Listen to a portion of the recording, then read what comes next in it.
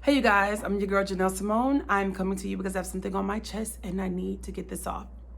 I want to show you something. This is one of my most prized possessions. And I love this. I love this. And I haven't found anywhere to hang this up because I'm waiting to actually buy a house so it can have its own permanent spot up on my wall with all of my other sentimental pieces. In May 2017, I was on my way to Mexico. I had a trip to go to Mexico, Guadalajara to be exact. And I had invited my ex-husband up to, he was driving me to the airport in Atlanta because that's where I was leaving. So he came up to Raleigh at the time where I was staying, and he was helping me pack and get ready for the trip. So as we were going up and down the stairs, packing everything and putting everything in the trunk, I noticed that the apartment below me was being occupied. And I saw tables and chairs and CDs and vinyls and a vinyl player. And there was this music coming from inside the apartment. It was rock, it was R&B, it was funk, it was soul, it was jazz, it was everything that was just playing. And so we're still just, going upstairs, and I could just see piece by piece things disappearing. The table, the chairs, the CDs. And by the time that we were almost done, this guy emerges from the apartment, and I just remember him having the bluest, most piercing blue eyes. He was 6'2". He had to be in his 50s. And he was shirtless and in shape. And he was a spirit. He was a sweet soul. You could tell, just meeting him for the first time, you could just feel that energy.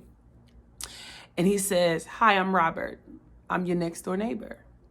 And I said, "Hi, I'm Janelle." He was like, "Nice to meet you." I was like, "Nice to meet you too." He was like, "What do we have going on here?" And I was like, "Yeah, I'm on my way to Mexico." He was like, "Oh, I'm pretty sure you're going to enjoy it." So we talked a little bit about Guadalajara, and he told me, the time he had been to Mexico. And he said, "Maybe when you come back, we can have a drink." And I'm like, "Okay, fine." It wasn't on a flirtatious thing. I could just tell that he was just inviting. And my ex-husband spoke to him, and everything was cool. And we got in the car and we left. Weeks later, came back to Raleigh. And probably a month after that, I ran back into him as I was coming home from work. And he said, "Well, what about that drink?" "Okay, fine. I have nothing else to do." He was like, "Do you like red wine?" And at the time, I did not like red wine. I was a Moscato girl. I was very much not in touch, okay? I just love Moscato. I was very regular. And he was like, "How about you come by and I'll cook for you and we can have some red wine." So I came, and he made this amazing salad because he knew I was a vegan at the time and he was a vegetarian. And we shared a glass of Cabernet Sauvignon. And we talked about our past. I told him about my childhood in Georgia. He told me about his childhood in New York because he was from Brooklyn. He told me he was a firefighter, how he was married, how his ex-wife was an author. And he just told me everything. And I sat there and I listened and I drank. And red wine tasted disgusting at first, but it got better throughout the conversation. And I found myself loving red wine. About 2 weeks into our friendship, he told me that he was diagnosed with cancer. And his diagnosis was very grim. He was supposed to pass away within 6 months of his diagnosis, but he showed them, knowing Robert was to know that he was a very stubborn man, okay?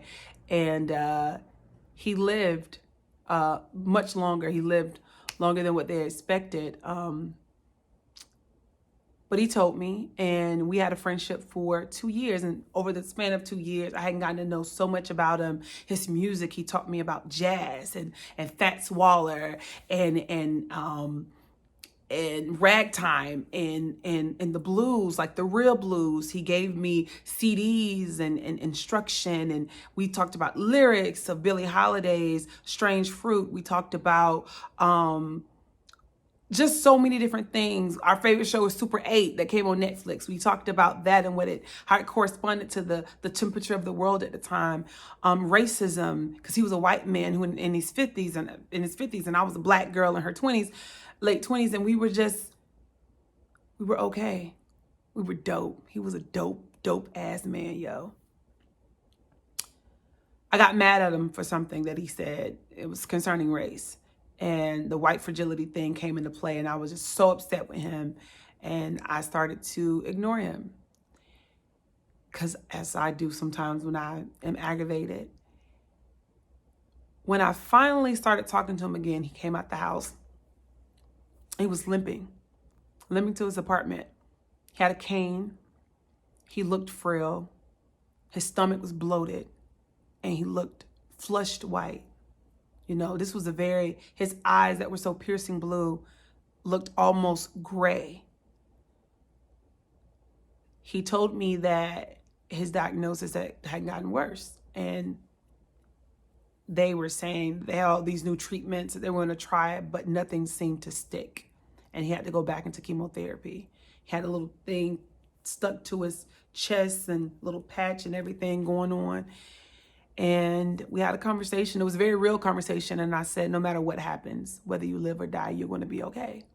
And I meant that because me being a spiritual person, I believe that, you know, he wouldn't exist in this realm, but he would exist and be able to like really give him hell on the other side. And that's what I told him. I like, rage on, one of my favorite poems, rage on. You know, you're such a fighter. You're such a fire that's not going to dim just because you're not here physically.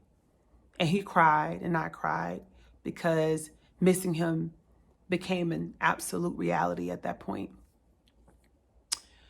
He got admitted to the hospital and I was busy doing nothing. And he called me. He said, look, you need to come see me because I don't know how much time I have left. And me being the internal optimist that I am, I just assumed that he had more time. Well, came downstairs, and it's so crazy. That's how we met. We said goodbye. His vinyl players, his tables, chairs, everything was outside of his apartment. But this time I didn't hear music. I heard boxes and talking and low tones.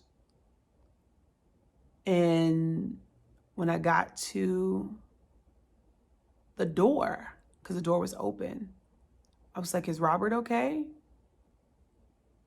And the girl looked at me and she was like, oh, you don't know? I was like, no, I don't know. She was like, he passed. It was January of 2019. He passed away and I cried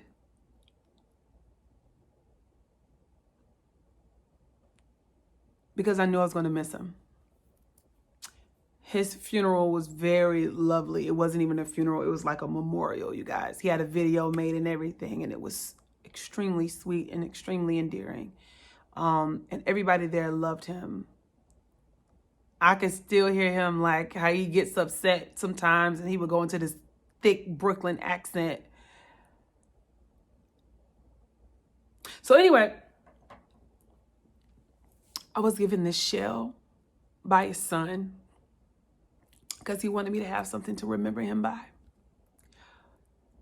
And so that's why it's one of my most prized possessions. Obviously, I'm thinking of this story because Chadwick Boseman, his passing, and us finding out about that yesterday, and then me thinking about Robert in the exact same situation.